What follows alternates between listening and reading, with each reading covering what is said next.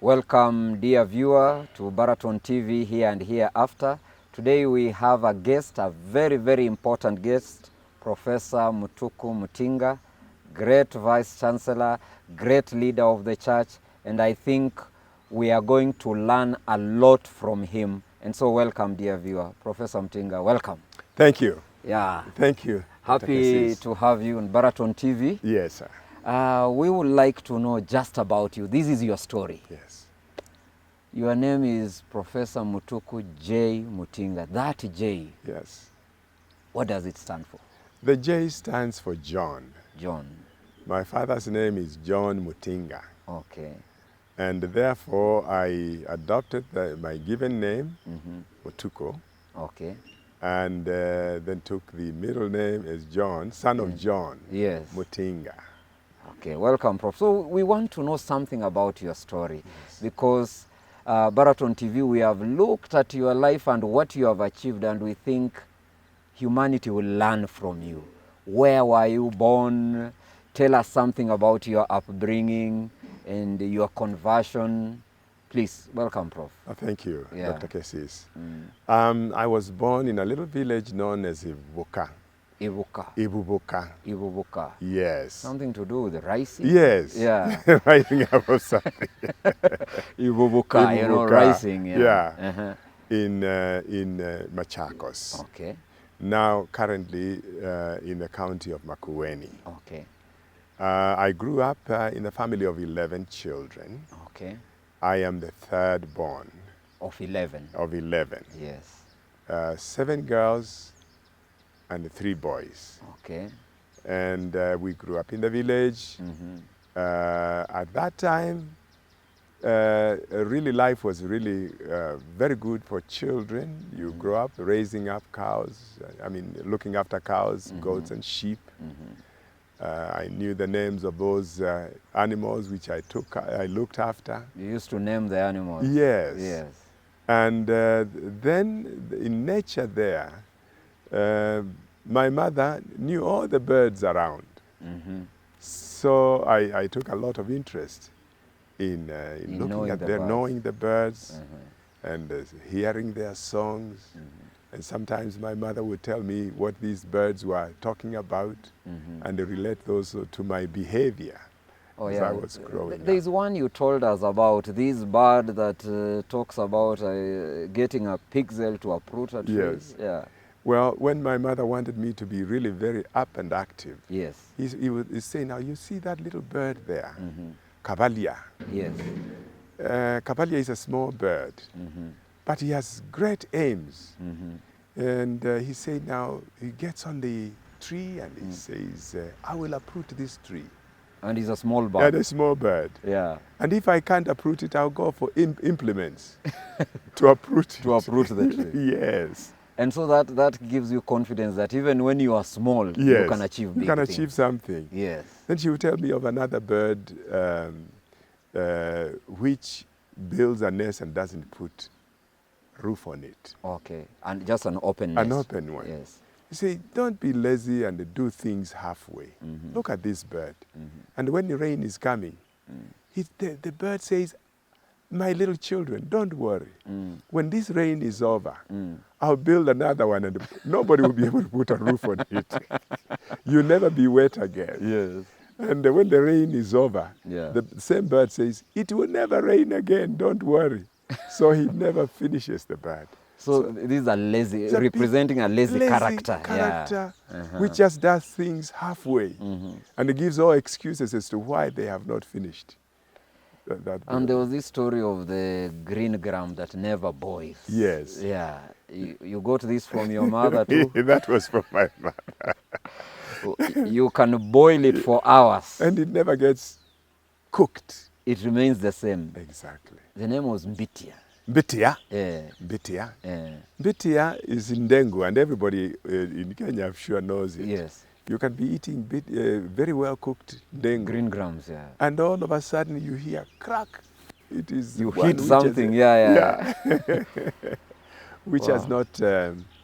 has not been done. And then the lesson here is that you can be brought up in home. People can teach you all kinds of lessons. Yes. But if you are not willing Yes. to learn those lessons, You will not learn. you remain the same. Yes.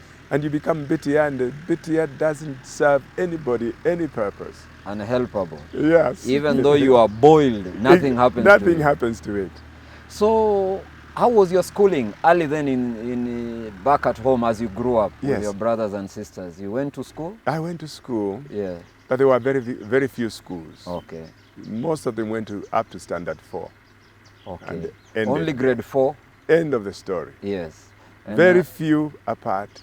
The closest one to my village was about 8 kilometers wow. at Ibuboka. Ibubuka. And you wake up very early in the morning to go to school and go running. And when you are coming back, you come running so that the sun doesn't go down before you reach home. So what happened during lunchtime? It was at home. I mean, sometimes we'll carry a little bit of githeri. Yes. And they go and hide it somewhere in the bush. So that lunchtime you go retrieve it? No, you didn't eat lunch. On your way back, Okay. you retrieve it. So you went to Ibubuka Primary up to standard 4? There was no school in Ibubuka. Yes. It was in another village, 7-8 kilometers away. That's where you went? That's where we went. But this is at age 9. I didn't go to school until I was 9 years old. At 9 years old? The schooling was there in the village. And I really liked it. Yes. The fact that we knew the lessons of being a participant in the home chores. Yes. Knowing how to cook. So for those 8 years before school, you were doing home chores? Home chores, looking after the cows, the goats and sheep. Yes. Making sure I take them to watering areas. Then when we go to watering, then we would be swimming in these shallow pools. Yes. And then not even going home for lunch, because if there were fields with sweet potatoes, we knew how to cook sweet potatoes. So you could cook from that side? Yeah, we build some soil kilns and put fire in it. Yes. Then take the charcoal out. Yeah. And put the potatoes in and beat the sand around it. And wait. It's an oven of sorts. Exactly. Yeah. Wait for the cooking to be done. Wow. And all of us would just enjoy that cooking outside. Yes. But we made sure that those potatoes were dug from our fields and with the permission Yes. of the parents. So there was no stealing from. So you were not anything. stealing? No, no, no. Yes. The upbringing of the children. Of course, we had the learning lessons from the mother. But in the evening, there was an outside enclosure there for men only. Yes. Where food was brought to the men. Yes. And these older people, grandfather and other older people, would be talking about the past. Yes. But actually they are not talking about them. They are not talking, they are indirectly talking to us. Yeah, they are telling you stories of the past. Yes. But delivering a lesson for present and future. Yes. And they talk as if they are talking to themselves. Yes. But we are there listening. How they were growing. Yes. How things used to happen here and there. We had a fantastic village experience. Wow. Yes. So you went to school up. Did you complete your studies in primary at that place? Not quite. Yes. This was an AIC area. Yes. There were no other churches near. AIC is African Inland Church. African Inland Church. Yes. And the other one was Salvation Army. Yes. 2 churches. So where did you belong? My parents belonged to the Salvation Army. Okay. But I went to school in AIC. Yes. And therefore the lessons, the Bible lessons, which were taught to us, there were no books at that time. Yes. We had a slate. Okay. A slate, just a tablet. Yes. With a kind of a thing which is like a chalk. Yes. You write, you erase. Then you write again. You write again. Those things are in the memory. When you erase... You have no book to refer to. No. You write, you have to remember, erase. If you don't, That's up to you. The slate. The slate. Yes. And we would learn. And then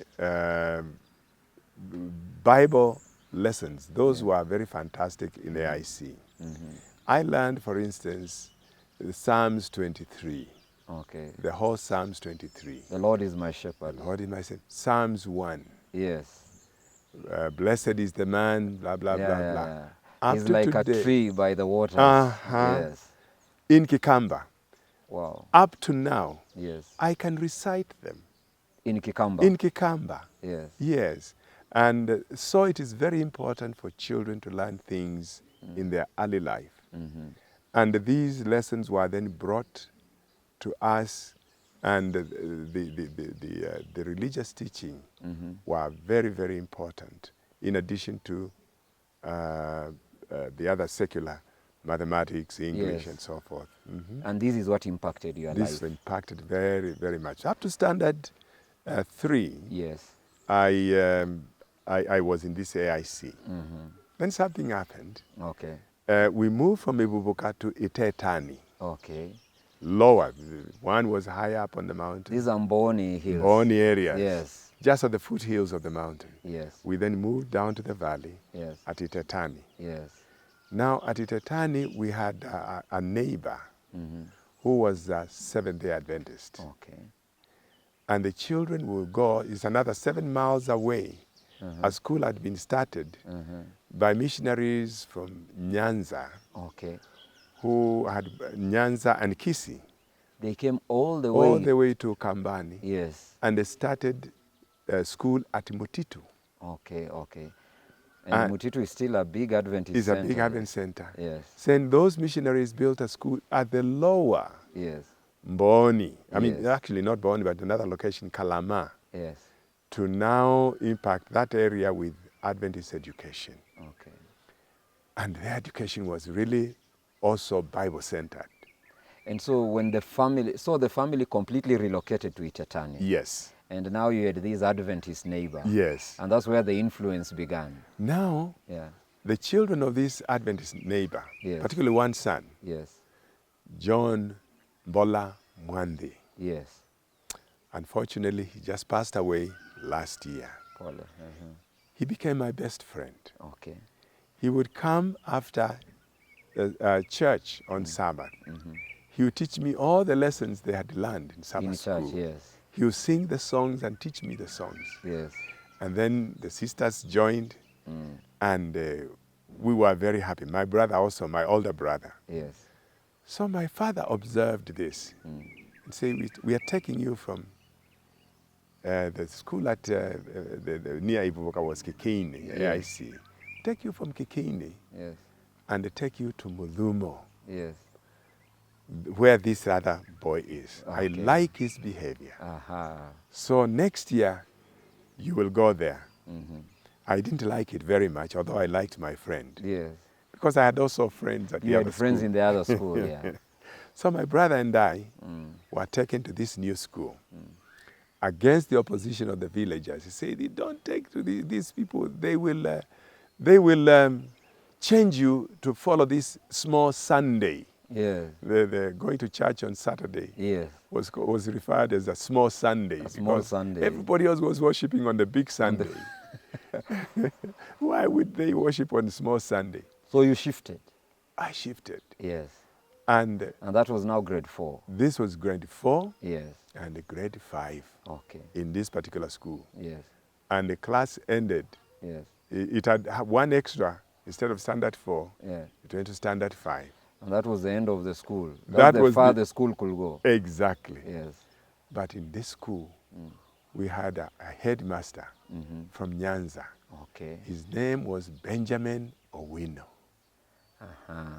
Everybody in that whole area knew Benjamin Owino. Yes. Disciplinarian and a person who got us to working with our hands. We raised gardens. We cleaned the place. It was a very clean area. Is it possible that some of these things you are mentioning, he influenced you? Because absolutely. that is exactly what also we observed. Yes. Disciplinarian and serious with Serious physical business. work. Yes, Yes, yes. yes, yes. Yeah. We grew potatoes, Mm-hmm. we grew tomatoes, we grew all kinds of things. Yes. And the punishment was on Wednesday. Hey. If you did anything during the week, You it wait was for Wednesday. kept for Wednesday. Judgment Day. Judgment Day. So what happens? What will happen on Wednesday? There will be a congregation, a circle outside. Yes. And the various teachers then will bring them disciplinary issues. The accusations now. Accusations. And Benjamin Wino had a whip. Yes. From a hippo. Hey. It was known as Bokarao. Yeah. And he didn't punish anybody himself. Yes. It was the students who punished each other. So the accused will turn on each other. Yes. With, yeah. And they punish. And that was helpful. That was now, considering we live in a society where we are saying there should be no corporal punishment, yes. and I don't know, what do you think, Prof?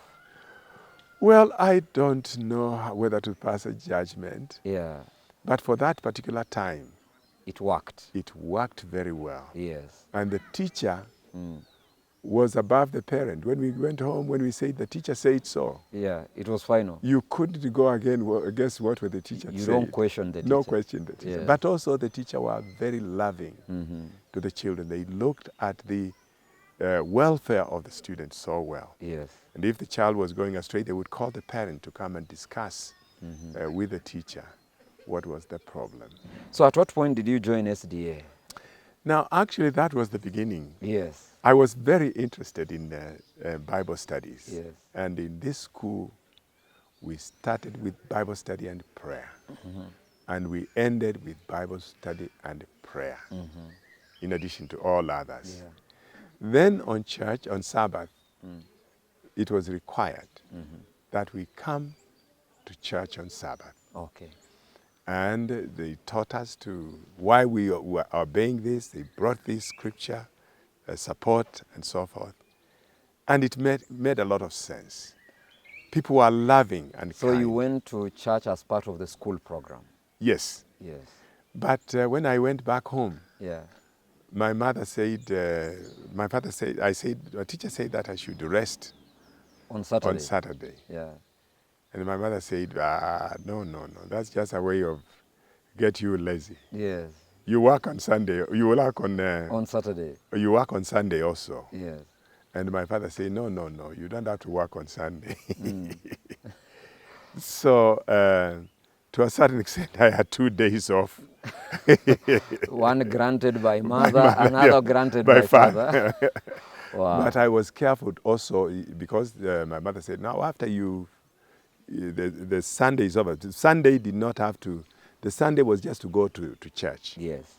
After that, they didn't say you didn't have to work. Okay. So I went to do my work after that. Okay. And so that was a good compromise. Thank you so much, dear viewer. We are coming back. Professor Mutinga is a renowned scientist, and in our next segment, we are going to interrogate his scientific work, his studies at a higher level. Welcome to our next segment. Thank you so much. Baraton here and hereafter.